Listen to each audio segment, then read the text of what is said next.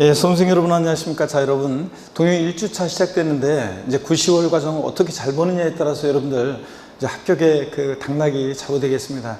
자, 여러분들 오늘 여러분들 시험장에 와서 시험을 보고 그랬어야 되는데 못 보고 그랬는데 여러분들 또 인강으로 수강하시는 여러분들도 그렇고 자, 시간 엄수하셔가지고 문제를 푸셔야 됩니다. 몇 문제 풀다가 뭐 다른 일 보다가 이렇게 하시면 안 되고 반드시 여러분들 그 시간 엄수해서 문제를 푸시고 그 다음에 여러분들 마킹까지 하는 연습도 좀 하시길 당부드립니다.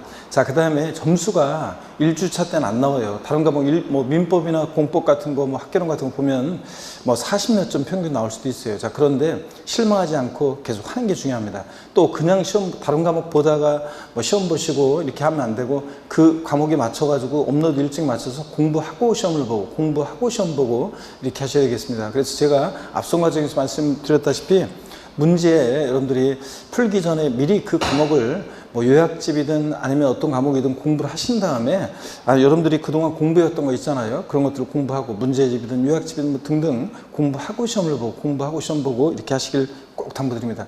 하루 동안에 무조건 다 보시라고 그랬습니다, 여러분들. 그래서 눈 마주고 하는 거예요. 내가 너 공부했었지 이렇게 쭉 훑어보고 스킵하고 시험 보고 틀리면 그 부분이 구멍이니까 배우고 이렇게 하시기를 꼭 당부드리겠습니다. 자, 여러분 1주차인데 개정세법 내용도 반영이 되어 있고 또 1주차부터 4주차까지 제가 계획을 가지고서 문제를 뭐 중요한 테마들은 계속 중복은 되지만 다른 모습으로 해서 계속 자 내용들을 물어보고 또 그 다음에 또 1주차부터 여기서 출제했으면 1주차에 출제했는데 2주차는 출제 안 되는데 1주차에 출제 안 됐던 것들 2주차에 또 출제하고 이렇게 합니다. 그래서 등용 4주까지 여러분들이 문제를 160문제죠. 다 소화하시고 또 이렇게 하시면 되겠습니다. 자, 여러분 먼저 1번 보시니까요. 다음은 2020년 부동산 관련 조세의 물납과 분할납부에 관한 내용이다. 틀린 것은 그랬습니다. 올해 여러분들이 물납과 분할납부에 관한 이런 내용들은 반드시 여러분들이 숙지를 하고 계셔야 됩니다. 자, 그럴 때 1번에 보니까 지방세법상 물납과 분할납부 모두 허용하고 있는 조세는 재산세만 해당한다는데 지방세에서 물납과 분할납부는 뭐만요? 재산세만 허용되고 국세에서는 상속세만 허용이 된다고 그랬습니다. 2번에 보니까 건축물분 재산세 납부세액이 400만 원인 경우에 7월 16일부터 30일까지 200만 원 납부하고 나머지 200만 원을 9월 30일까지 납부할 수 있다는데 여러분 재산세는 납부할 세액 올해 개정이 돼서 250만 원 초과하는 경우에 분할 납부할 수 있습니다. 처리 기준은 그 배예요. 500만 원 이하, 500만 원 초과로 나눠서 500만 원 이하일 때는 250만 원을 초과하는 금액을 분할 납부할 수 있다 이렇게 되어 있습니다. 그 말은 원래 납기내 최소 얼마 깔고 250만 원 깔고 나머지 금액 분할 납부입니다. 그래서 건축물분 재산세는 납기가 7월 16일부터 7월 31일까지죠. 자, 그랬을 때 여러분 납부할 세액이 재산세 납부할 세액이 만약에 400만 원이다 그러면 500만 원 이하니까요. 250만 원 초과하는 금액을 분할 납부할 수 있다. 그 말은 원래 납기내 최소한 250만 원 깔아놓고 나머지 금액 분할 납부입니다. 그래서 납부기한 지나서 최대 얼마요? 150만 원을 최대 9월 30일까지 납부기한 지나서 2개월이니까 납부기한 지나서 2개월 내 분할 납부할 수 있으니까 9월 30일까지 150만 원을 최대 분할 납부할 수 있다. 아예 이거 사례를 외워두시라고 그랬습니다, 여러분들. 500만 원 초과했을 때는 50% 이하 금액이고요. 자, 그래서 2번이요. 틀렸습니다. 납부할 세액이 400일 때는 7월 16일부터 30일까지 250만 원 납부해놓고 최소한 250 깔아야죠. 나머지 자 150만 원을 최대 분할 납부할 수 있습니다. 그래서 자 납부할 세액이 재산세 400일 때 납기내에 300 내고 자 분납기간 내 100만 원 내는 거 가능하다고 그랬죠? 이거 되고요. 그 다음에 납기내에 예를 들어서 200 내고 분납기간 내 200 내고 이거 안 돼요. 최소한 얼마야? 250만 원 깔아놓고 그 다음에 나머지 금액 분할 납부라고 그랬습니다. 자, 그 다음에 그래서 2번이 정답이고 3번이요.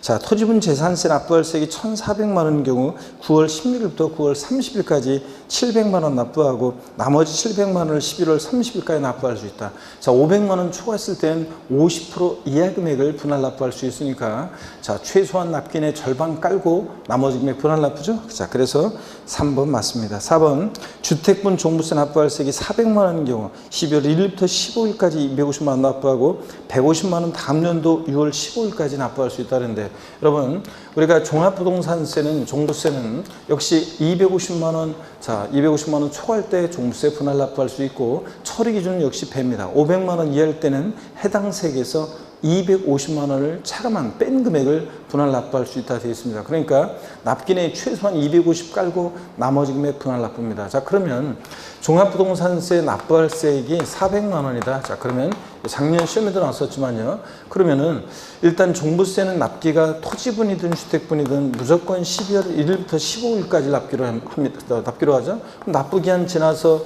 6개월 내 종합부동산세는 6개월 내 분할 납부할 수 있으니까 다음 연도 언제 여러분들 다음 연도 6월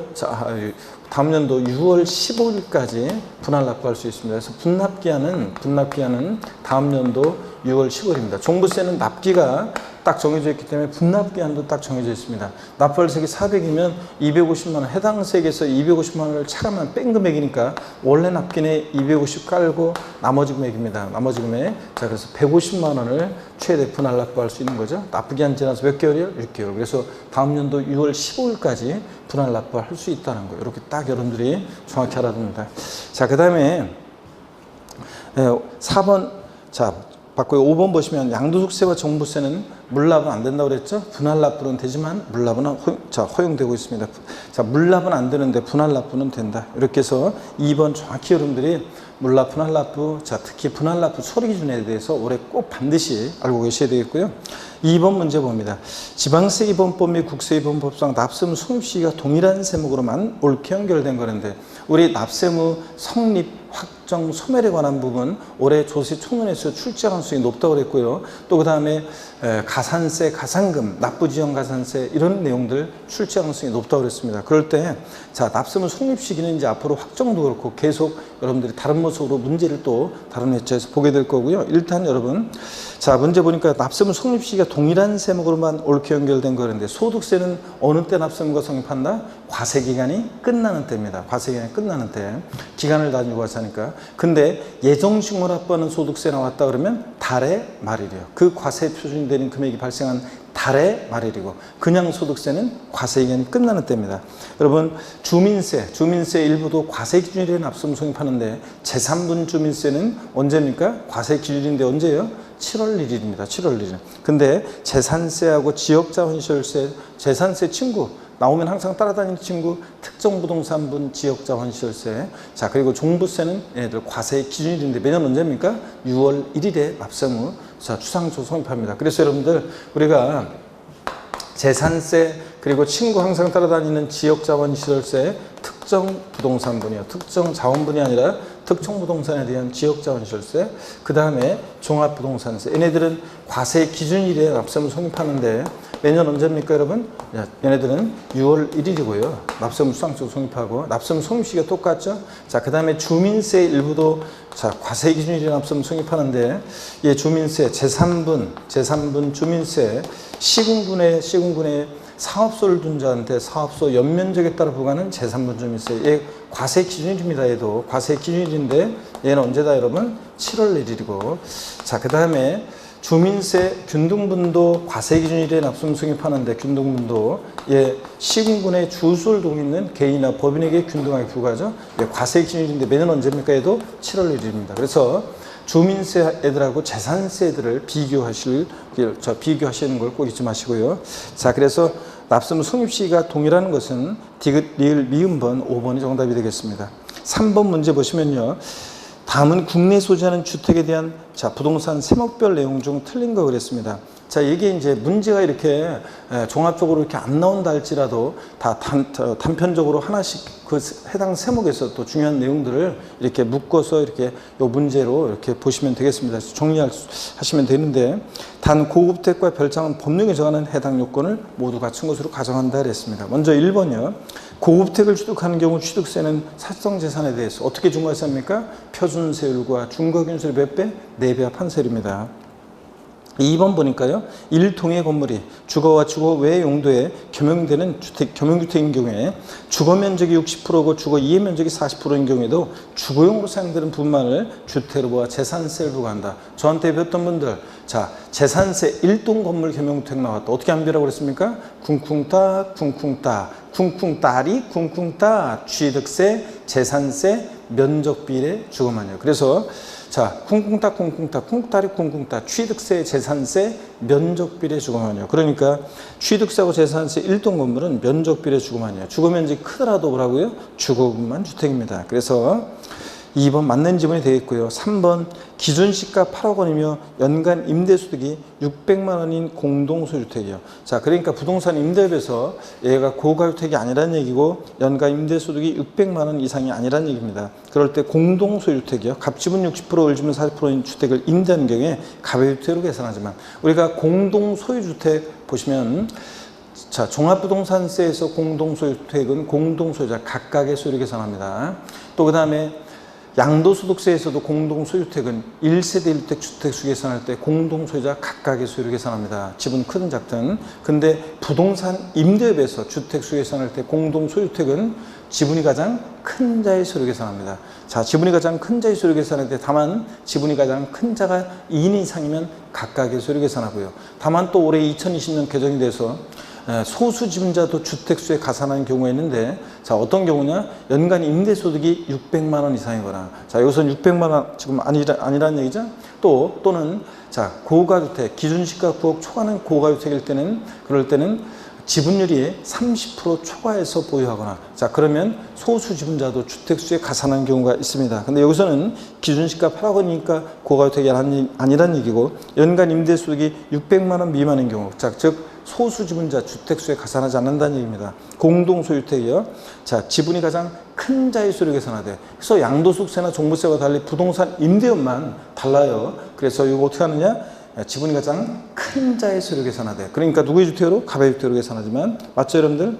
양도하는 경우에 공동소유자 각각의 소유주택으로 계산해서 1세주택 비과세로 판단한다. 종부세, 양도세에서 공동소유주택은 자, 공동소유자 각각의 소유로 계산합니다. 자, 그래서 여러분 3번 맞는 지문이 되겠고요. 4번 답은 쉬웠습니다. 자, 별장은 주택분 재산세 예상에 포함되지 않지만 주택분 종부세 예상에 포함된다는데, 여러분 뒤바뀌어 있죠? 앞동네 뒷동네가. 별장은 재산세에서 주택분 재산세 예상입니다. 다만 사치성 재산이라 4% 고율의 세율을 적용합니다. 그렇지만 주택분 재산세 예상이죠. 근데 이미 재산세에서 4% 고율과세하니까 종부세 예상에서 제외합니다. 그래서 종합부동산세에서 고급택은 포함하지만 별장은 제외합니다. 그래서 4번 틀렸습니다. 뒤바뀌었고요. 5번 보시면 주택을 신축한 이후 해당 주거용 건축물의 소유자가 해당 부속 토지를 유상 취득하는 경우에 토지에 대한 취득세 세율을 적용한다 그랬는데, 이건 어떤 거냐면 우리 취득세에서 사람들이 잔머리 굴리는 거 막기 위해서, 자, 주택을 신축한 이후 그 부속 토지를 만약에 취득한다 그러면 예전에 토지 취득에, 그러니까 요 주택 부속 토지로 봐서 주택에 대한 취득세 세율을 정했었는데, 지금은 주택에 대한 세율을 적용하지 않고 일반 토지 취득의 세율을 4%를 적용합니다. 그래서 주택을 신축 또는 증축한 이후 주택 소유자가 부속 토지를 취득하면 주택에 대한 취득세 세율을 적용한다 그러면 틀려 여러분들. 토지 취득의 세율을 적용합니다. 자, 그래서 맞고요. 3번은 4번이 정답입니다. 4번 문제 보시면 다음은 국세이번법상 납부지연가산세에 관한 내용이 다 틀린 거랬습니다. 자, 우리 올해 2020년도에 우리 납부지연가산세 신설된 걸 계속 제가 강조를 드렸습니다, 여러분들. 그래서 종전에 우리가 가산금, 국세에서 종전의 가산금 규정과 납부지연가산세라는 것은, 납부지연가산세는 올해 신설이 됐는데 꼭 잘 알아두시라고 그랬죠?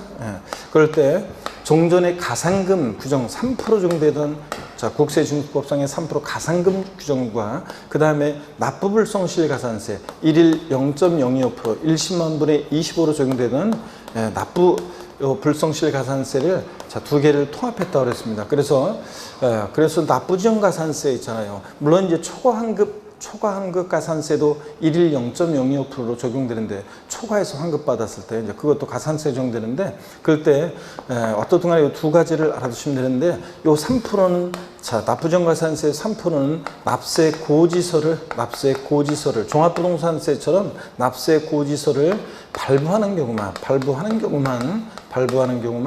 이 경우만 3%는 적용됩니다. 고지서를 발부하는 경우에는 3% 적용되고, 그 다음에 종전 납부불성실가산세가 온 거니까, 자, 종합부동산세 같은 정부 부과하는 세금 법정 납부기한 내에 미납부했다.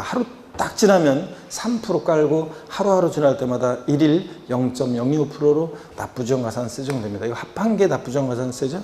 자, 그랬을 때 여러분요, 1번, 자, 보시니까, 이거 단서에서 초과환급이나 징수에는 없는 것으로 가정하고요. 자, 1번 납부하지 아니한 세액 또는 과세납부한 세액의 법정 납부기간은 다음 날부터 납부일까지 기간에 대해서 0.025% 요거 적용되는 거. 그 다음에 2번 법정 납부기간까지 납부하지 않은 세액 또는 과세납부한 세액의 100분의 3% 요건 국세를 납세 고지서에 따른 납부기간까지 완납하지 않은 경우에만 한정해서 3% 적용됩니다. 고지서를 발표해서 적용되는 경우만. 자, 그럴 때 3번 보니까 위 1, 2를 적용할 때 납세 고지서에 따른 납부기간의 다음 날부터 납부일까지 기간이 5년을 초과한 경우에 그 기간은 5년으로 한다. 우리가 지방세에서 가산금 보세요.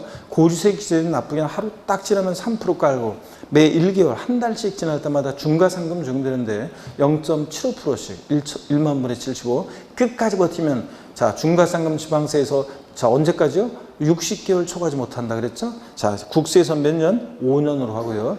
자, 그 다음에 지방세에서 중과상금 30만 원 미만일 때는 중과상금 적용하지 않는다고 그랬잖아요.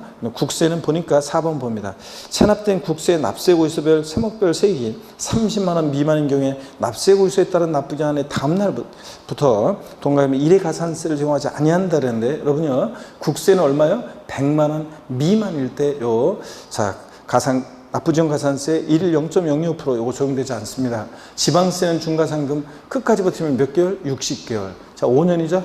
자, 그래서 그 다음에 지방세는 30만 원 미만인 경우에 중과상금 적용하지 않았고 국세는 얼마요? 100만 원. 국세는 100만 원 미만인 경우에 납세 고지서에 따른 납부기한의 다음 날부터 동감이 1회 가산세를 적용하지 않습니다. 그래서 4번 틀렸습니다. 얼마요? 100만 원 미만. 국세는 납부지원가산세. 지방세 중과상금은 얼마? 30만 원 미만일 때 중과상금 적용하지 않는다고 그랬습니다. 이걸 여러분들이 비교하시고요. 4번이 정답입니다.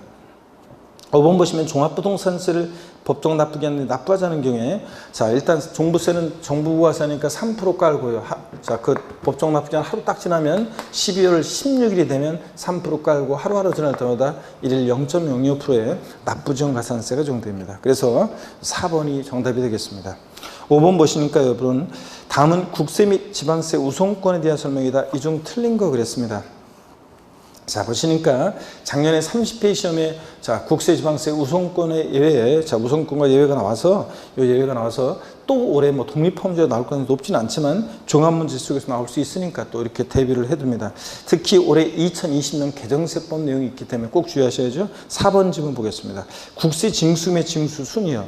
원래 국세 징수금, 체납수원비, 국세, 가산세 이런 애들은 일반 채권이나 공과금보다 담보가 없이도 우선해서 징수되는 게 원칙인데 여기에 올해 개정이 됐다는 얘기죠. 국세 징수 순위가 얘네들 사이에서 체납수원비가 1등이고 2등이 국세, 가산세 제외한 국세, 3등이 가산금이었다가 이게 올해 가산세로 바뀌었습니다. 왜냐하면 국세징수법에서 가산금 규정이 삭제가 됐습니다. 왜요? 납부지원 가산세로 통합되는 바람에 그래서 요 가산금이 아니라 뭐라고요? 가산세 순서로 한다 이렇게 돼 있어야 되겠습니다. 자, 그래서 4번 지문 체납수원비 1등, 2등 국세, 3등이 가산세 이렇게 돼 있어야 됩니다. 그래서 4번이 정답이 되겠습니다.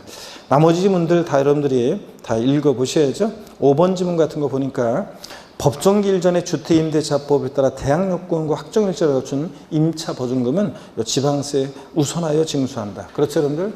자, 그 다음에 1번 뭐 재산세는 법정기일 전에 설정된 저당권에 담보된 채권이 우선합니다. 재산세는 당해세니까 설정일자 관계없이 항상 자, 저당권, 질권 등에 담보되는 피담보 채권보다 우선해서 징수가 됩니다, 여러분. 자, 그래서 당해 그 재산에 부과된 주세가 어떤 분야를 작년에도 물어봤잖아요. 재산세, 친구, 지역자원시설세, 특정부동산분, 그리고 재산세, 부가세로서 지방교육세, 자동차세, 종합부동산세, 자, 이렇게 상속세, 증여세 이런 애들은 주로 보유하는 재산, 상속 증여받은 재산에 부과되는 당해세는 설정일자 관계없이 피담보 채권 항상 우선합니다.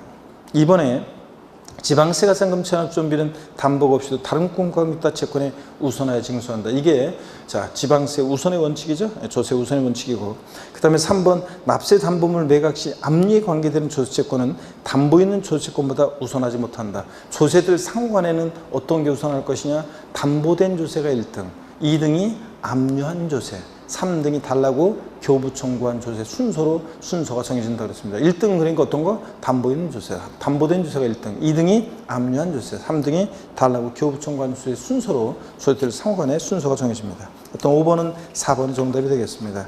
자, 여러분 계속 문제를 보시면요. 6번 문제 보겠습니다. 2020년도에 취득세를 신고 납부하는 경우에 관한 설명이 다 틀린 거 그랬습니다. 단 상속을 취득하는 경우는 아니다. 취득세는 원칙적으로 취득일 며칠이요? 60일 내 신고 납부합니다. 증여로 인한 취득도 60일이죠. 2번 재산권과 그 밖의 권리의 취득 이전에 관한 사항을 공부에 등기하는 경우에는 등기등록관서에 접수하는 날까지 취득세를 신고 납부해야 한다. 그렇죠, 여러분들? 등기를 요하는 재산일 때 취득세는 언제까지? 등록관서에 접수하는 날까지 취득세를 신고 납부해야 합니다. 그래서 지자체 취득세를 내서 영수증 첨부해서 등록관서에 와야 한다. 그런 얘기라고 했습니다. 등기등록관서에 접수하는 날부터 60일 내 신고 납부한다. X입니다. 자, 등기등록관서에 접수하는 날까지입니다. 신고 납부를 요하는, 등기등록을 요하는 재산은. 그 다음에 3번 제가 수없이 평상시에도 말씀드렸습니다. 이거 문제로 계속 냈었고요. 자, 토지거래 허가 경내 토지를 취득했을 때 취득세 신고 기한입니다. 자, 부동산 거래 신고되는 법률 10조 1항 규정에 따른 토지거래 계약에 관한 허가 구역인 토지를 취득한 경우로서 토지거래 계약에 관한 허가를 받기 전에 거래 대금을 완납한 경우에는 대금 완납일로부터 60일에 신고 납부해야 한다. 틀렸어요, 여러분들? 자, 이것도 제가 계속 강조를 드렸습니다.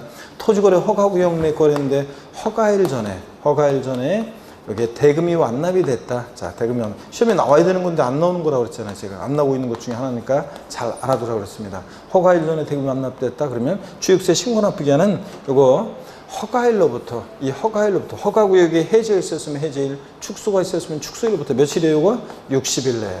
자, 요거 신고 납부한다고 그랬습니다. 그래서 토지거래 허가구역 내 토지를 취득했을 때 신고 납부 기간입니다. 그런 거지. 허가일이 속하는 달의 말일로부터 자, 2개월 요거 아니라고 그랬습니다. 양도소득세 예정신고기한하고 헷갈리면 안 돼요, 여러분들. 헷갈리면 안 되고. 또 대금 완납일로부터 60일 아닙니다, 여러분들. 허가 전에 대금 완납됐다. 허가일로부터 60일입니다. 꼭 여러분들이 알아두시고요.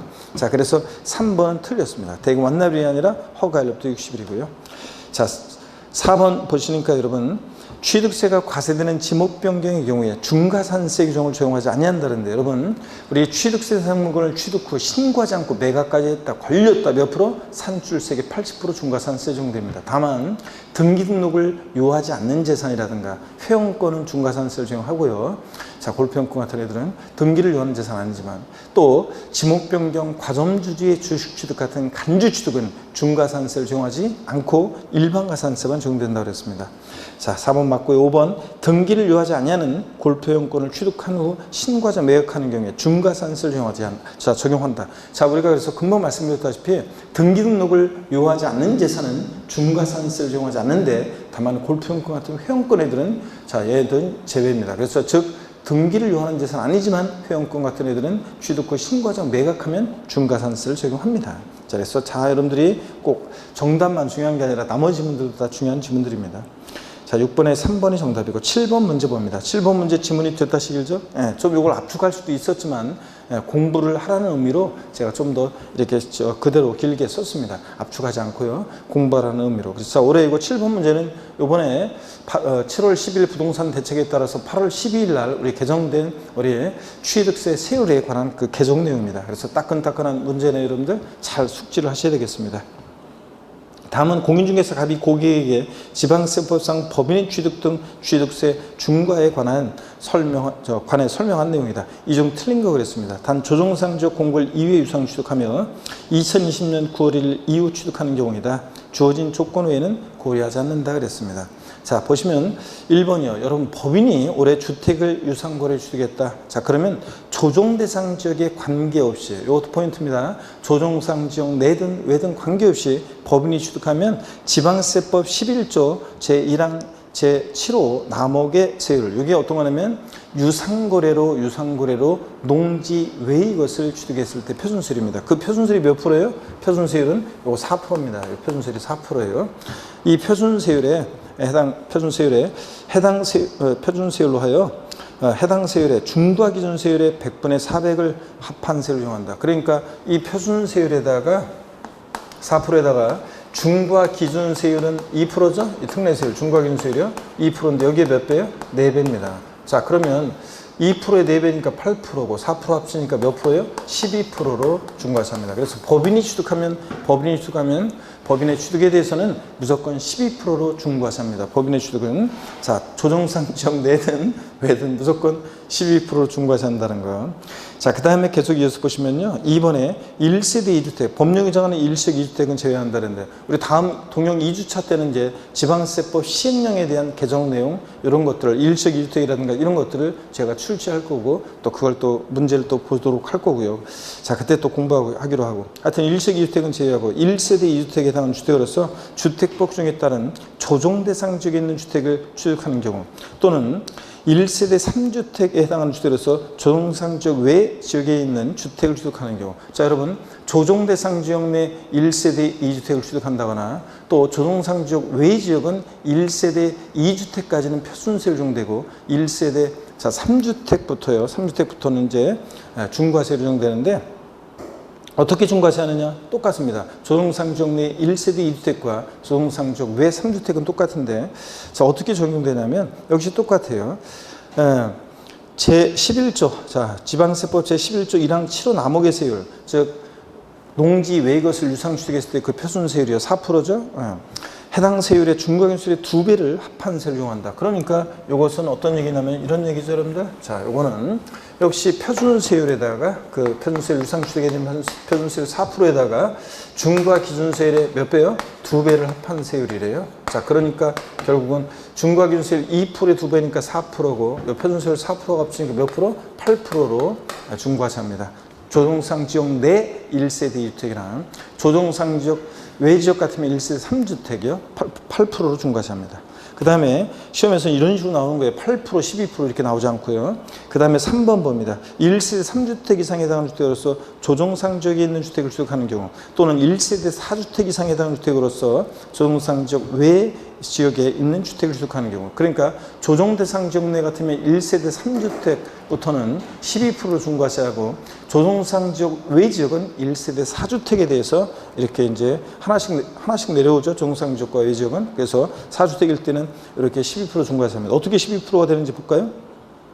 똑같습니다. 지방세법 11조 1항 7호 남목의 세율을 표준세율로 해서, 즉 4% 요거 표준세율로 해서 해당 세율의 중과기준세율에 역시 4배 합한 세율이요. 그러니까 자, 어떻게 됩니까? 12%로 중과세합니다. 조정상 지역 내 1세대 3주택부터는, 또 조정상 지역 외 지역은 4주택부터는 이렇게 12% 중과세한다는 얘기입니다.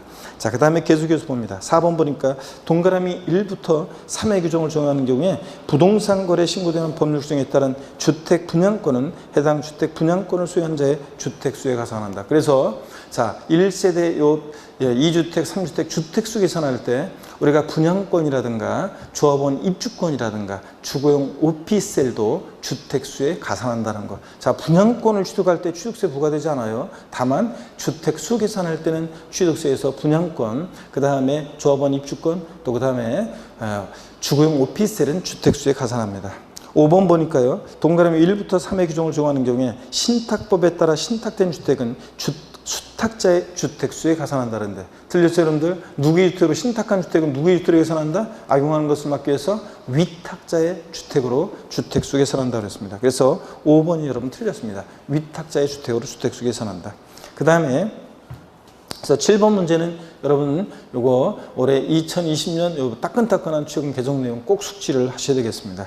다음 회차는 지방세법 시행령에 대한 개정 내용을 출시할 예정입니다. 여러분들 제가 다 자료 그 전에 취득 문제풀이 과정에서 제가 강의를 했었고, 문제풀이 과정에서 취득세 세율 부분에서 강의를 했었고, 또 그 다음에 자료도 제 다음 카페라든가 또 다 그 강의에 업로드 해놨습니다.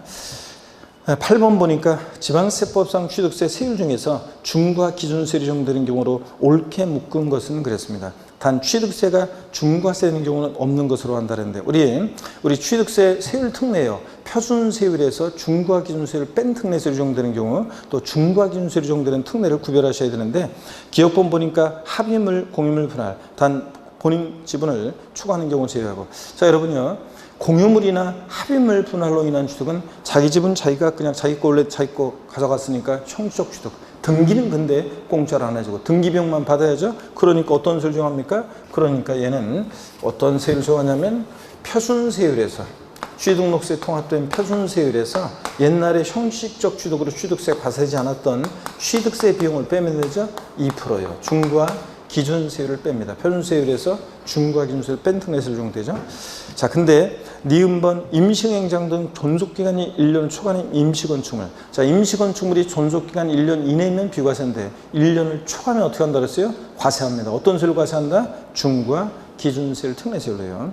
또 그 다음에 관계법령에 따른 택지공사가 준공된 토지에 정원이나 부속시설물 등을 조성 설치하는 경우에 토지 소유자가 취득하는 경우에 토지 소유자가 납세자가 될 때 요거요. 디귿번 요것은 2020년 이번에 새로 신설된 거니까 새로 추가된 거니까 꼭 알아둡니다. 요때도 그러니까 택지공사 준공된 토지에서 정원이나 도로 포장, 조경공사 이런 것들 합니다. 자, 그래서 가치가 증가했을 때 역시 그 가액의 증가분에 대해서 이 토지 소유자가 납세자가 될 때 이 토지 소유자의 취득에 대해서는 어떤 세율을 정하느냐? 간주취득 같은 것으로 봐가지고 중과 기준세율, 특례세율을 정합니다.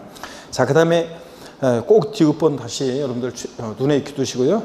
토지 지목 변경으로 가야 된가? 자, 여러분, 자, 우리가 중과 기준세율, 특례세율 적용되는 거 몇 가지를 꼭 여러분들이 정리를 해둘 필요가 있습니다. 자, 표준세율에서 중과 기준세율 뺀 특례세율 적용되는 경우하고 여기를 보세요, 여러분들.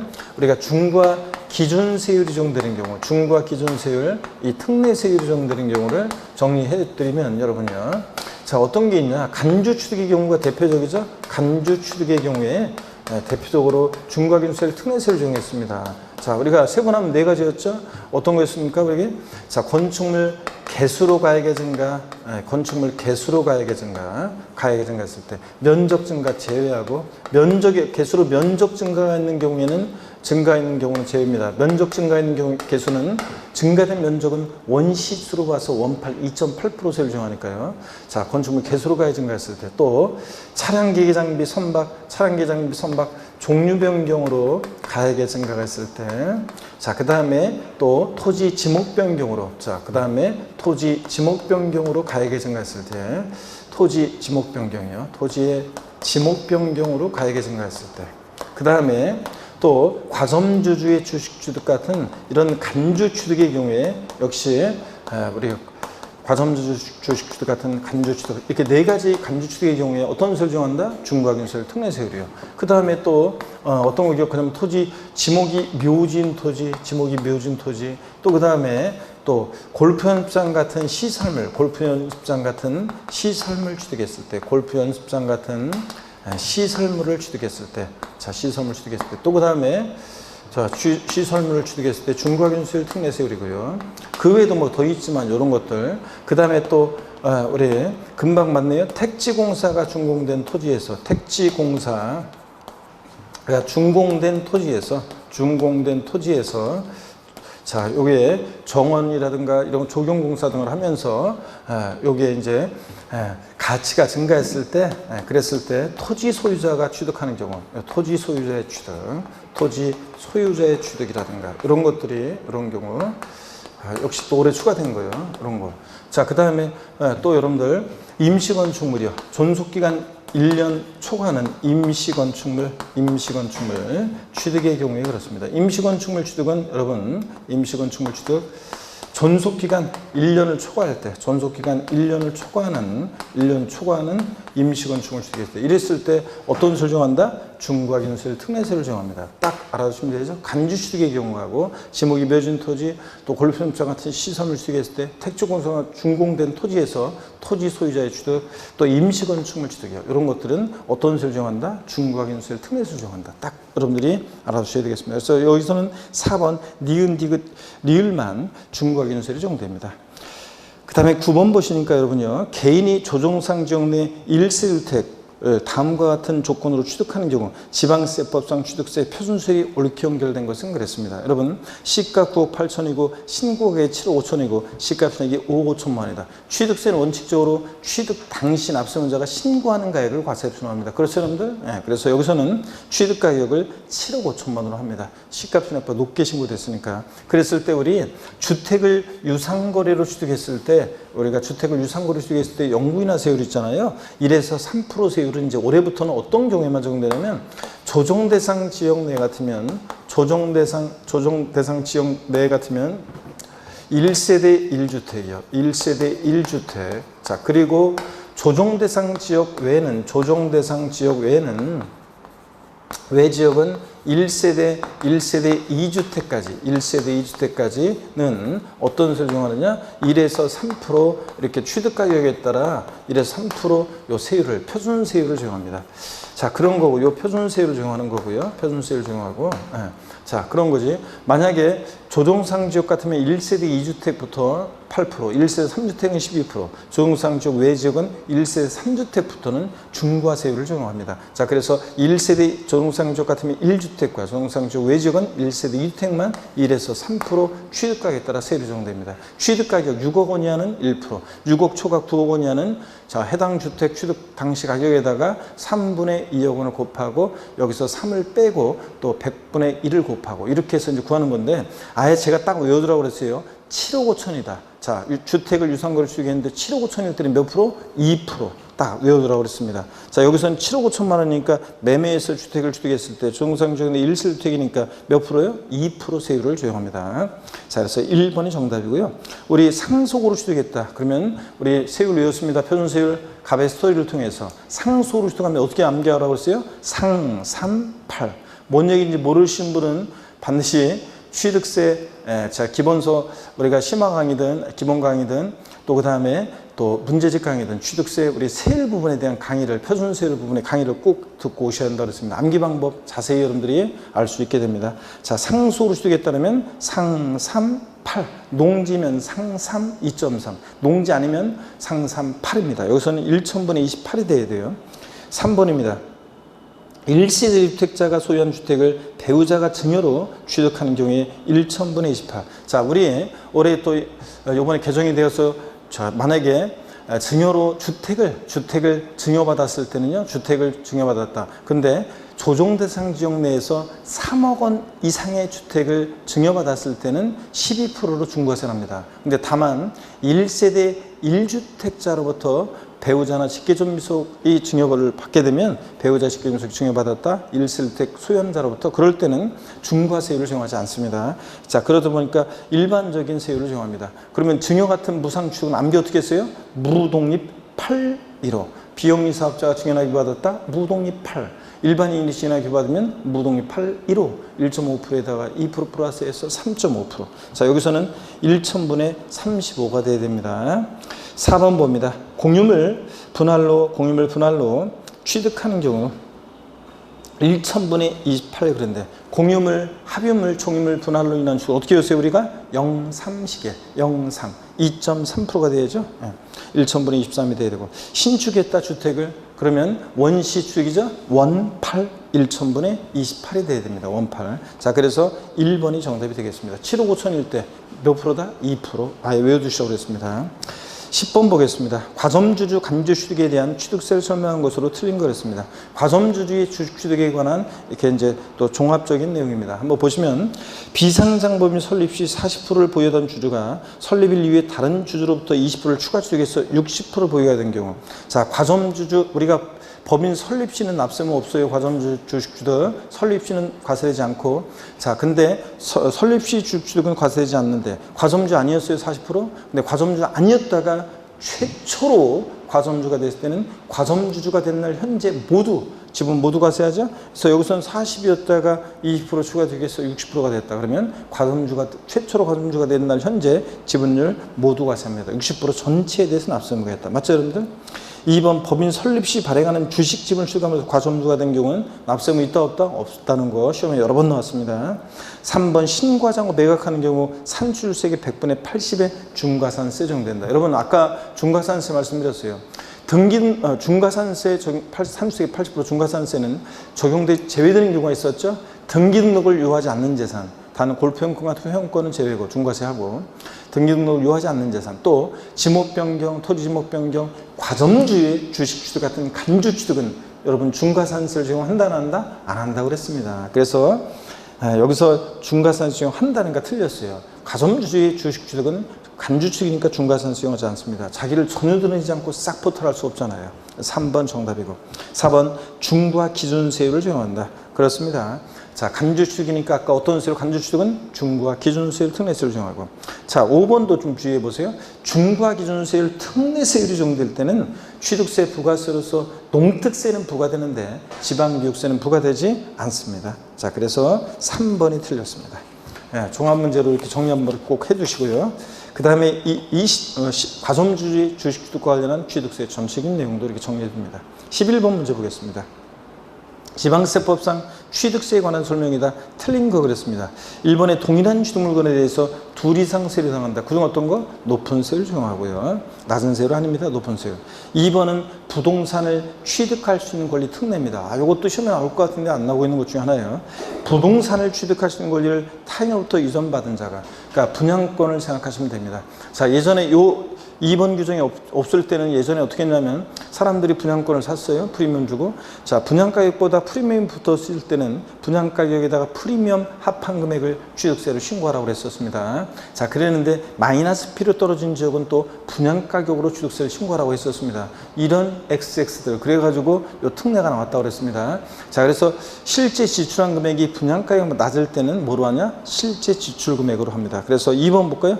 부동산을 취득할 수 있는 권리를 타인으로부터 이전받은 자가 과세표준을 사실상 취득가격으로 하는 경우, 나중에 이제 분양권을 취득할 때 취득세 내는 건 아니고 아파트 완공돼서 건설법인으로부터 아파트를 부동산을 취득할 때 그 과세표준을 사실상 취득가격으로 하는 경우로서 해당 부동산 취득가격에서 실제 지출 금액이 약정한 분양가격보다 낮은 경우에 분양가격을 과세표로 한다. 아닙니다. 뭐로 한다? 실제 지출 금액으로 합니다. 실제 지출 금액을 기준으로 합니다. 그래서 2번 틀렸다는 거.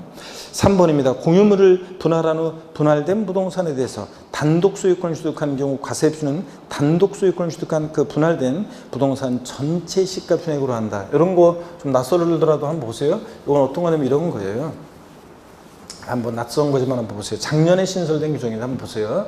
만약에 갑을이 공유하고 있는 부동산이 있습니다. 공유재산인데, 근데 갑을이 공유하는 공유물을 분할했습니다. 그랬다가 나중에 갑이 요거 단독 소유권을 취득하게 됩니다. 그럴 때 단독 소유권을 취득하게 됐을 때 취득세 과세표준은요. 취득세 과세표준은 요 종전 지분을 제외한 초과 취득하는 부분의 시가총액으로 할 것인지 아니면 전체 시가총액으로 할 것인지 문제가 됐었는데 어떻게 한다고요? 전체 시가총액으로 합니다. 분할된 부동산 전체 시가총액으로 한다. 바꾸면 초과에서 취득하는 그 지분에 해당하는 부분의 시가총액으로 한다. 이러면 틀려요. 전체 시가총액으로 합니다. 그 다음에 4번 일반 건축물을 개수해서 고급되게 된 경우에 그 증가된 건축물 가액에 대해서 중과세를 적용한다. 포인트는 전체 가액이 아니라는 거. 일반 건축물이었는데 세율 적용에 나오는 거예요. 취득세 세율 적용에 나오는 건데 원래부터 고급택이나 고불확장이었는데 증축, 개축하거나 또는 일반 건축물이었는데 증축, 개축 등을 합니다. 그래서 이게 고급 주택이나 고급 오락장이 됐어요. 자, 그랬을 때는 이게 일반 건축물이었을 때 3억이었는데 증축 등을 통해서 고급택 고락장이 되면서 사실상자산이 되면서 10억이 됐다 그러면 자, 이 전체 가액이 아니라 10억 전체 가액이 아니라 증가된 건축물 가액 7억 이 증가된 건축물 가액에다가 중과세율을 적용한다 그런 얘기입니다. 자, 그래서 이거 전체 가액에 중과세를 적용한다 그러면 틀려요. 자, 증가된 건축물 가액에 중과세를 적용한다. 맞습니다. 그 다음에 5번 공장 신설의 경우에 공장 신설 증설할 때 사업용 과세 물건의 소유자와 공장 신설 증설한 자가 다르다. 누구한테 중과세 한다고요? 공장 신설 증설한 자에게 중과세 한다. 그러면 틀려요. 사업용 과세 물건의 소유자에게 중과세입니다. 자, 이런 거 생각나세요? 제가 강의할 때 갑이라는 사람이 토지 소유자인데 근데 공장을 을이 공장을 신설 증설했습니다. 공장 신설 증설한 자는 을입니다. 그러면 사업용 과세물건의 소유자와 공장 신증설한 자가 이게 달라요. 누구한테 중과세할 것이냐? 사업용 과세물건의 소유자에게 중과세합니다. 공장 신증설한 자가 아니고. 자, 이렇게 해서 깊은 내용들도 한번 이 문제를 통해서 알아봅니다. 자, 12번 보시면요. 지방세법상 취득세가 중과세되는 사치성 재산을 설명한 것이다. 가로 안에 들어갈 말로 옳게 묶인 것은 그랬습니다. 먼저 사치성 재산의 종류는 상처럼 알고 쓰여져 별장, 골프장, 고급오락장, 고급 선박, 고급택입니다. 그래서 골프장이지 골프 연습장이나 골프 회원권 아니라고 그랬습니다. 골프장이 회원제로 운영되는 골프장이 사치성재산이고, 두 번째 고급 선박이란 취득 당시 시가총액이 얼마요? 3억 원을 초과하는 비업무용 자가용 선박을 말합니다. 영업용 선박이나 연구용 학술용 선박은 안 되고 시가총액 3억 원 초과한 선박이고, 그 다음에 어떤 세율로 중과세하느냐? 사치성재산은 표준세율과 중과기준세율이 몇 배요? 4배 합한 세율입니다. 100분의 400, 4배 합한 세율을 적용해서 중과세하고, 고급택, 고불악장 같은 것을 취득하고 며칠 내 용도 변경세 착공하거나 다른 용도로 사용할 때 중과세하지 않는다? 며칠? 하여튼 취득세에서 올해 며칠 나왔다. 무조건 며칠입니까, 여러분? 60일입니다. 자, 며칠 나오면 무조건 60일이죠. 4번이 정답이 되겠습니다. 13번 문제 보니까요. 거주자가 국내에 있는 주택을 취득부 양도하는 경우 부동산 관련 세목에 대한 내용이 다 틀린 거 그랬습니다. 1번에 존속기간 1년을 초과하지 아니하는 별장을 취득하는 경우에 비과세한다 그랬는데, 여러분, 자, 우리 임시건축물 있잖아요. 존속기간 1년을 초과하지 않을 땐 비과세죠. 근데 1년을 초과하면 과세예요. 근데 여러분 한번 보겠습니다. 존속기간 1년을 이내일 때는 임시건축물 비과세고, 자, 봅니다. 임시건축물이요. 임시건축물, 공사현장 사무소 같은 임시건축물 취득세에서요, 존속기간 1년 이내일 때는 요거 뭐하고? 비과세고, 얼마 있으면 없어질 거니까. 근데 존속기간이 1년을 초과하면 요거 과세합니다. 어떤 세율로 과세한다고 그랬어요, 아까? 자, 중과 기준세율, 특례세율로 과세합니다. 근데 중요한 것은 임시건축물 더 주요할 것은 사치성 재산은 제외입니다. 그래서 만약에 같은 지방세 비과세에서 사치성 재산 나왔다. 무조건 과세입니다. 여러분, 무조건 중과세예요. 그래서 존속기간 1년 초과하지 않는 고급 오락장용 건축물을 취득했다. 자, 고급 오락장 무조건 사치성 재산이니까 중과세입니다. 자, 이렇게 해서 여기서는 별장이기 때문에 비과세한다 틀렸습니다. 과세고요. 그 다음에 2번 보니까요. 상시 주거용으로 사용하지 않는 주택, 법령 규정한 농어촌 주택 제외하고 이라면 법인이 소유하는 경우에도 별장에 해당한다 그랬는데, 법인 별장이 아니냐는 법인 소유든 개인 소유든 따지지 않습니다. 3번 1세 주택이라더라도 양도세가 과세되는 고가주택은 양도당시의 실거래가액이 9억을 초과하는 주택이다. 그렇죠, 여러분들? 양도세에서 고가주택은 실지거래가액 9억 초과하는 주택이고, 올해부터는 고가의 조합원 입주권도 실거래가액 9억 초과하면 고가주택과 똑같이 양도세 계산하고요. 4번 재산세를 부과하는 경우에 고급택은 초과도진세를 적용하고 별장은 1,000분의 40의 세를 적용한다. 자, 여러분, 이건 우리가 재산세에서 별장, 고급락장, 골프장은 4%인데 고급 선박은, 자, 고급 주택은 일반 주택과 똑같이 초과도진세율이라는 거, 자, 강조드렸습니다. 고급택은 취득세만 중과세죠. 재산세에서 고급택은 초과도진세를 적용합니다. 맞고요. 그 다음에 5번 과세기간 종료연재 소유 중인 1주택을 임대하는 경우 고가주택은 과세기간 종료일, 개실이 아니라 종료연재 기준시가 9억 초과한 주택이 부동산 임대배에서 고가주택이고, 고가주택에 해당되면 자, 1주택이라도 주택수 관계없이 1주택이라도 과세한다는 거고, 고가주택 기준이 양도세하고 다릅니다. 그 다음에 14번 보시니까 취득세 납세무에 관한 설명으로 틀린 거, 취득세 납세무 올해 중요하다고 우리 강조를 계속 드렸었고요. 자, 여러분 4번 지문을 보겠습니다. 택지공사가 준공된 토지에 건축물을 건축하면서 그 건축물의 부세는 정원 또는 부속시설물 등을 조성, 설치하는 경우 가액의 증가가 있을 때 그 정원 또는 부속시설물 등은 건축물에 포함되는 것으로 봐서 토지 소유자가 취득한 것으로 보는 거 아닙니다. 올해 택지공사가 준공된 토지에서 건축물 건축하면서 그 부속 토지 내에서 조경사 등이 있었다. 자, 누가 납세자가 되냐? 건축물 취득자가 납세자가 된다고 그랬습니다. 토지 소유자가 아니라. 이렇게 바꾼다고 그랬잖아요, 제가. 그 다음에 다만 건축물 건축과 무관하게 택지공사가 준공된 토지에서 정원, 조경사 등이 있었다. 그러면 가액 증가분에 대해서 토지 소유자가 납세의무자가 되고, 건축물 건축의 수반에서 이런 게 있었을 때는 건축물 취득자가 납세의무자가 된다고 그랬습니다. 그래서 4번은 토지 소유자가 취득한 걸 본다가 틀리고 건축물 취득자가 취득한 것을 봅니다. 자, 4번 틀렸습니다. 꼭 알아두라고 그랬습니다. 2020년 개정세법. 그 다음에 5번 신탁법 규정에 따라 신탁재산의 위탁자 지위전인 경우에 새로운 위탁자가 해당 신탁재산을 취득한 것으로 보고요. 이거 위탁자 지위전이 있을 때 바꾸면 새로운 위탁자가 신탁재산을 취득한 거 보지 않는다고 바꾸겠죠. 그 다음에 1번 봅니다. 직계비속이 직계존속의 부동산을 취득하는 경우 대가를 지급하기 위해서 취득자 소득이 입증되는 경우 유상취득으로 본다. 배우자 직계존비속의 부동산을 취득하면 원칙은 대가관계 인정할 수 없으니까 증여로 취득한 것으로 봅니다. 단 대가 있다고 입증되는 일상 경우에는 유상취득으로 보죠. 유상무상 이게 포인트인데 이걸 뒤바꾸는 거예요. 근데 이렇게 취득자 소득이 입증된다거나 아니면 공매 경매를 통해서 취득했다거나 또 등기등록을 위한 재산을 서로 교환으로 취득한다거나 파산 선고에 의한 처분으로 취득한다거나 자 이렇게 대가 입증되는 경우는 유상취득으로 봅니다. 또 상속 증여받은 재산을 샀다는 게 입증되거나 또 자기 재산을 처분하거나 담보한 금액으로 샀다는 게 입증되거나 이런 경우에는 유상취득으로 봅니다. 자, 그 다음에 동그라미 여러분 2번 보니까 증여자의 채무를 인수하는 부담부 증여의 경우 이거 주의하셔야죠. 채무액 상당액, 수증자가 인수하는 채무 인수액 상당액 부분에 대해서는 증여자는 자 부담부 증여할 때 수증자가 인수하는 채무 인수액 상당액 부분에 대해서 자신이 갚아야 할 돈을 수증자가 대신 갚아주니까 채무를 면한 대가를 받았다고 보고 자 수증자 입장에서 보면 증여자한테 자 채무 인수액만큼 채무를 면해주는 대가를 주고 취득했다고 봐서 유상취득으로 봅니다. 채무인수액 상당액은 유상취득으로 보고 채무인수액 이외 재산은 무상으로 취득한 것으로 보고요. 유상무상이 포인트입니다. 3번 동그라미 2의 경우에 직계비속의 직계존속의 부동산을 취득, 대가 입증되지 않는 경우에 무상 취득한 것으로 본다. 여러분 배우자 직계존비속 간의 부담부 증여의 경우는 채무인수액 상당액도 무상취득으로 봅니다.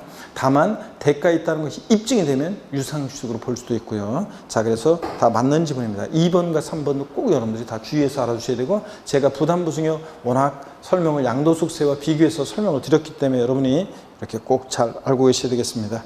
자 15번 문제 보겠습니다. 지방세법상 등록에 대한 등록면에서의 설명이 다 옳은 것은 그랬습니다. 1번에 금융기관이 갑소유 부동산에 저당권 설정하는 경우에 납세의무자는 설정자인 갑이다. 자, 등록면허서의 납세의무자 설정 등기는 누구라고요? 권자. 말소 등기는 누구다? 설정자. 자, 이런 것은 제 강의를 들었던 분들은 제가 워낙 많이 설명을 드렸습니다. 자, 그래서 자, 우리가 등록면허세는 재산권 기타 권리의 설정, 변경, 소멸에 관한 사항을 공부에 등기 등록할 때 등록을 하는 자인데 그 등록을 하는 자는 외관상의 사실상 아니고 외관상의 등기 권리자를 말한다고 그랬고요. 그럴 때 등기 권리자다 보니까 무슨 설정 등기는 누구다? 권자. 저당권 설정 등기 저당권자, 임차권 설정 등기 임차권자, 권자고 말소 등기는 그 등기 설정자가 등록면허세 납세의무자가 된다고 그랬습니다. 자, 그래서 여러분 여기 자 등록면허세 보세요. 금융기관이 갑소유 부동산 저당권 설정했다. 저당권자입니다. 설정자가 아니라 저당권자인 금융기관이 납세의무자가 됩니다. 2번 증여를 원인으로 하는 부동산 등기 경우 증여 계약일로부터 3개월 내 신고 납부한다. 여러분 등록면허세는 원칙 기간 나오면 돼야 안 돼요? 안 돼요. 추가 신고 납부 기간을 빼놓고는 기간이 나오면 안 되고 등록면허세는 상속증여 포함해서 언제까지? 등록하기 전까지입니다. 상속증여 포함입니다. 등록하기 전까지예요. 2번 틀렸습니다. 등록하기 전까지고 3번이요. 지방세기본법 규정에 따른 취득세 부과 제척기한의 경우가 물건의 등기는 취득세가 과세되지 않지만 등록면허세는 과세될 수 있다. 여러분 우리가 등록면허세 등록에는 취득을 원인으로 하는 등기등록은 제외합니다. 취득을 원인으로 하는 등기등록은 어디로 갔어요? 취득세로. 자, 그렇기 때문에 등록이 포함되지 않는데 다만 예외적으로 취득을 원인으로 하는데도 등록면허세가 과세되는 경우가 있었습니다. 그렇죠, 여러분들? 어떤 경우냐?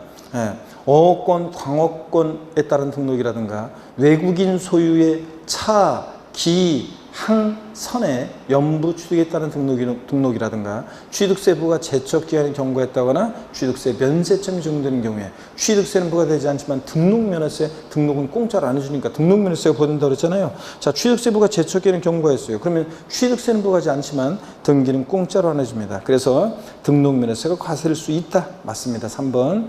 4번입니다. 저당권 말소 등기한 경우 과세표는 채권 금액이다. 저당권 설정 등기할 때가 채권 금액이지. 말소 등기니까 뭐예요? 건당, 건수입니다. 설정 등기인지 말소 등기인지 잡으셔야 돼요. 말소 등기는 건당, 건수입니다. 5번 부동산 등기하는 경우 자 취득일로부터 60일 내 신고 납부한다. 이런 거 기간 나오면 안 돼. 등록명세는 추가 신고 납부 기간 빼놓고는 등록명세는 등록하기 전까지입니다. 등록하기 전까지예요. 자, 그래서 5번도 틀렸습니다. 15번, 3번이 정답이고요. 자, 계속 이어서 문제 보겠습니다. 여러분 보시면 16번에요.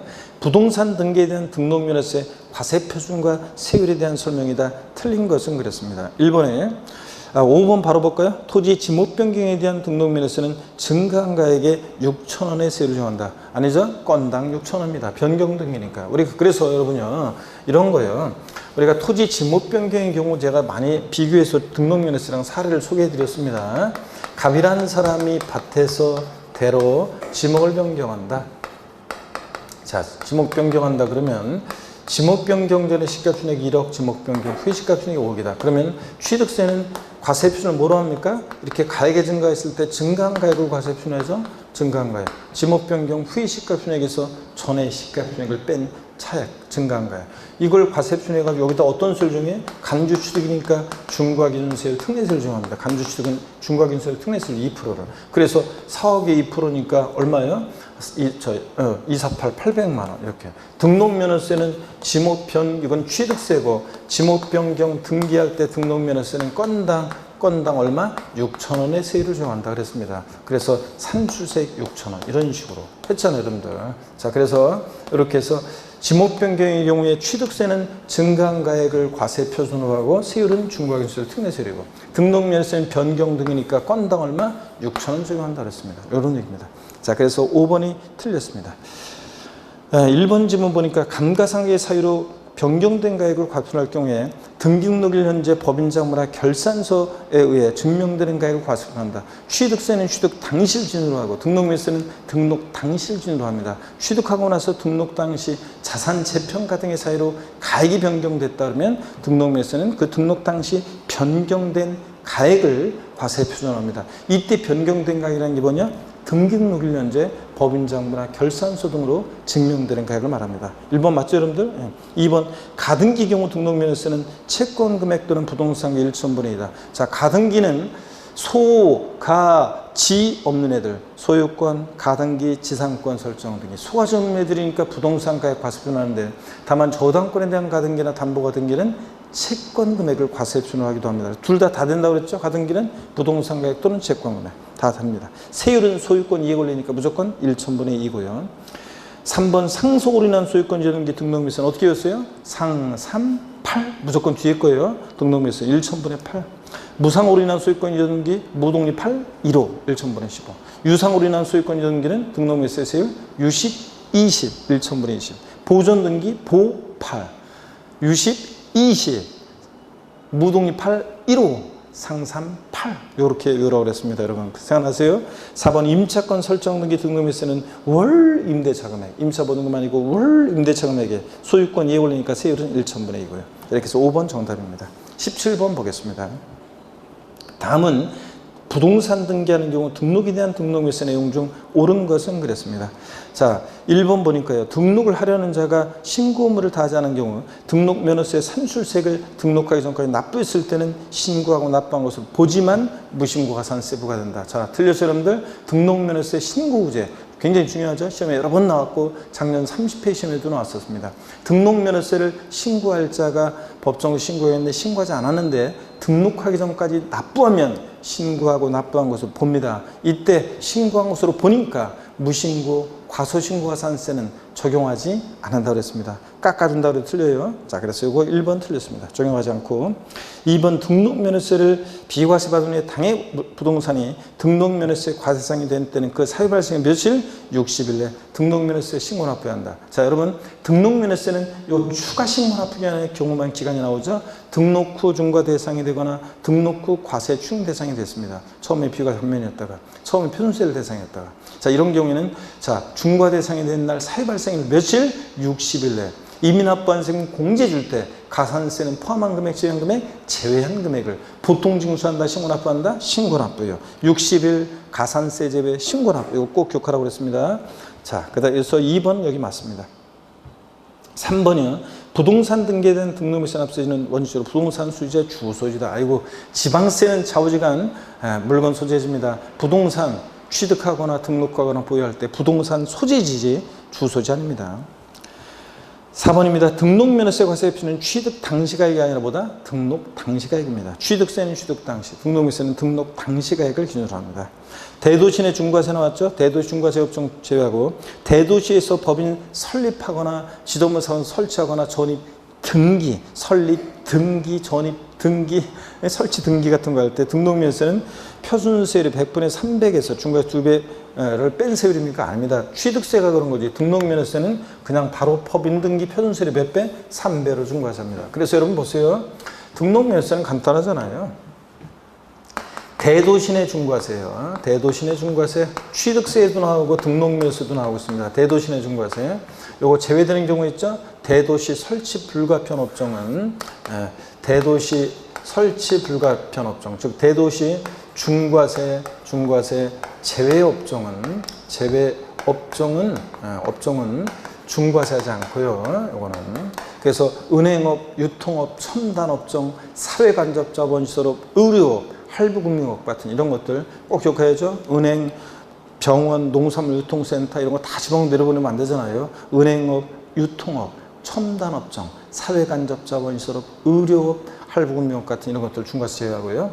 자, 취득세랑 비교해보면 취득세랑 똑같아요. 비교해보면 취득세는 자, 대도시 내에서 법인 설립하거나 지점분사무소 설치하거나 대도시 바깥에 내로 법인을 전입함에 따라서 취득세는 대도시 내에 있는 대도시 내 부동산을 취득하는 거고요. 부동산을 취득하는 거고 취득세는 그런데 등록면허세는 대도시 내에서 법인 설립 등기, 전입 등기, 설치 등기만 하는 거고요. 자, 어떻게 중과세 하느냐? 중과세율이요. 우리 중과세율.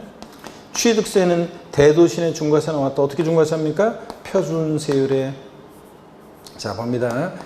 표준세율에 3배한 세율에서 중과 기준세율, 특례세율에 2배를 뭐예요? 뺀 세율로 중과세합니다. 근데 2배를 뺀 세율로. 근데 등록면허세는 간단해요. 그냥 법인 등기 표준세율에 몇 배요? 요거 3배로 중과세한다고 그랬습니다. 서로 뒤바꾸는 것도 주의하라고 그랬죠, 여러분들? 예. 자, 그 다음에 계속해서 봅니다. 계속해서 보시니까 17번 문제, 그래서 2번이 정답이 되겠습니다. 18번 봅니다. 토지에 대한 재산세 설명이 다 틀린 거 그랬습니다. 1번 지적공부에 등록되지 않은 토지라도 대상으로 하죠. 자, 실질과세 원칙상 등기, 등록, 허가 등과 무관하게 과세하니까요.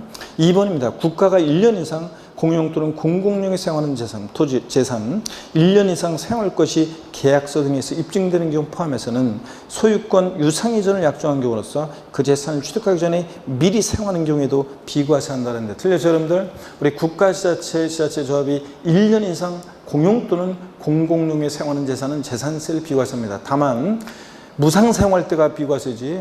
예, 내 빌딩 저를 1년 이상 사용하면서 공짜로 사용하면서 때가 되면 재산세는 내셔야죠. 그러면 안 되잖아요. 근데 다만 유료로 사용한다거나 또 지금처럼 이렇게 유료로 사용한다거나 지금 요 지문처럼요. 예, 소유권 유상 이전을 약정한 경우인데 그 재산 취득하기 전에 미리 사용을 해요. 그러면 매매 대금에 여기 사용료가 포함되어 있다고 봐서 유료로 사용하는 것으로 봐서 재산세가 과세가 됩니다. 비과세한다 틀렸습니다. 그 다음에 3번 분리상 토지는 분비, 종합과 별도 합산 상태는 누진세를 정하죠. 자, 그래서 우리 토지 세율구조 분비는 종류에 갔더니 별로였더라 이거고 그 다음에 4번입니다. 자, 과세표준은 과세일련제 시가편액에다가 공정시장가별, 토지 건축물 주택은 시가편액에 공정시장가별 곱하는데 토지 건축물은 몇 프로? 70%예요. 주택은 60%. 맞습니다. 5번 납기는 토지분 재산세 납기는 매년 9월 16일부터 9월 30일까지입니다. 맞고요. 19번 봅니다. 다음은 재산세를 설명한 것이다. 틀린 것은 그랬습니다. 1번에 토지에 대한 재산세는 납세무자별로 한 장의 납세고지서로 발급해야 한다. 그렇습니다. 토지하고 나머지 애들을 구별해야죠. 그래서 토지는 한 장의 고지서로 발급해야 한다. 맞습니다. 1구 건물이 겸용주택에 따르면 항상 뭘 기억하라고 했어요? 50%. 주거용 상면적이 50% 이상이면 전부주택. 1동 건물은 쿵쿵따, 쿵쿵따, 쿵쿵따리, 쿵쿵따, 취득세, 재산세, 면적비례 주거만이고 1동 건물은 1구 건물은 50%예요. 맞습니다. 3번 재산세 세율 중 초과 누진세율 중 되는 자산은 토지와 주택에 한한다. 토지 분비는 종루에 갔더니 별로였더라. 종루 별로. 종합과 별도 합산 상품 토지는 누진세율이죠. 건축물은 건비 비례세율이죠. 주택 별장은 4% 비례세율인데 별장 이외 주택은 0.104, 0.1에서 0.4 4단계 초과 누진세율이죠. 선박한 공기는 0.3% 비례세율이죠. 고급 선박 5%. 자, 한번 볼까요, 여러분들? 이쪽에서 우리 재산세 있잖아요. 예, 초과 누진세 적용되는 대상은 지금 토지하고 주택이라는데 맞죠, 여러분들? 재산세 대상은 5가지잖아요. 토지, 건축물, 자, 그 다음에 주택, 그 다음에 선박한 공기입니다. 그랬을 때 토지는 분비는 종류에 갔더니 별로였더라. 그러니까 자. 비례세율과 누진세율이 다정됩니다. 그죠? 분비는 종루에 갔더니 별로였더라. 자, 그래서 별로였더라. 그래서 종루별로 누진세율입니다. 건축물은 건비 비례세율 구조로만 돼 있다고 그랬습니다. 주택은 별장은 4% 비례세율인데 별장 이외 일반 주택은 요거 0104 4단계 초과 누진세율이고요.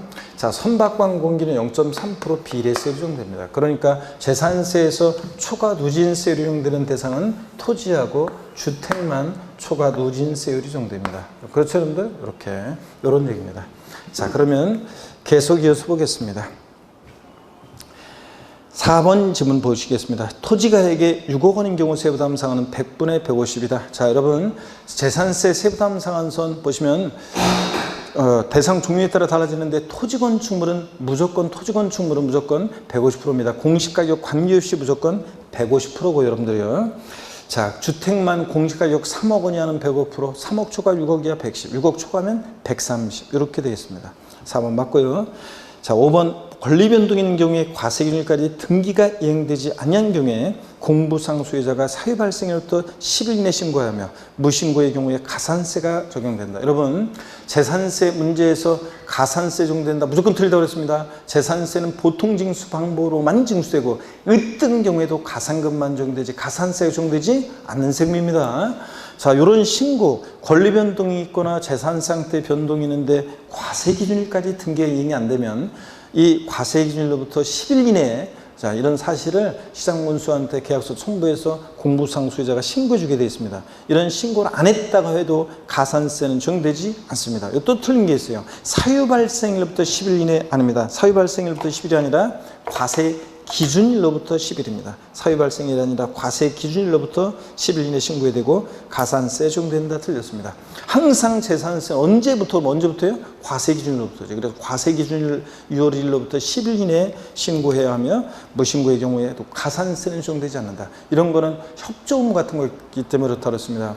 재산세는 보통징수하니까 지자체 장이 다 이런 것들을 계산해서 정확하게 재산 상태 파악하고 정확한 납세무자에게 세금을 부과 고지해야 되는데 현실적으로 곤란하니까 신고해주게 되는 거예요. 신고하라고 좀 해달라고 협조 의무를 협조 의무 같은 것을 구하는 거예요. 그렇기 때문에 협조 의무 같은 거기 때문에 가산세는 적용되지 않는다. 사유 발생일부터 10일 아니고 과세 기준일부터 10일이고 신고고 그 다음에 무신고 가산세 적용되지 않습니다. 5번 정답이고요. 20번 자 문제 보고 좀 쉴 건데요. 재산세를 부과하는 경우에 비례세율이 적용되는 토지는 그랬습니다. 자, 터미널용 토지, 공장, 염전, 터미널용 토지, 부동산 투자회사 소유 토지, 각종 공사 소유 토지는 0.2%, 공장처럼 0.2%, 자, 비례세율 정도입니다. 분리상토지니까 0.2% 비례세율입니다. 분비, 비례세율이고. 1번 정답이죠. 나머지 운수회사의 차고지, 레미콘 제조용 토지, 견인된 차 보관용 토지, 자동차 운전 교육장용 토지. 자, 딱 뭔가 떠오르는 거 없어요? 업종의 특성상 공지를 필요한 업종, 얘네들 주로 야외에서 자, 공지 상태지만 일정 면적까지는 사업용 토지로 별도 합산 대상 토지로 의지하는 토지입니다. 별도 합산 대상 토지는 뭐예요? 별루 누진세율입니다. 그래서 2번부터 5번까지는 별도 합산 대상 토지로 의지하는 토지고 누진세율입니다. 1번이 빵 2% 비례세율 대상 토지입니다. 1번 정답이고요. 잠시 쉬었다가 21번부터 보도록 하겠습니다. 잠깐 쉬겠습니다.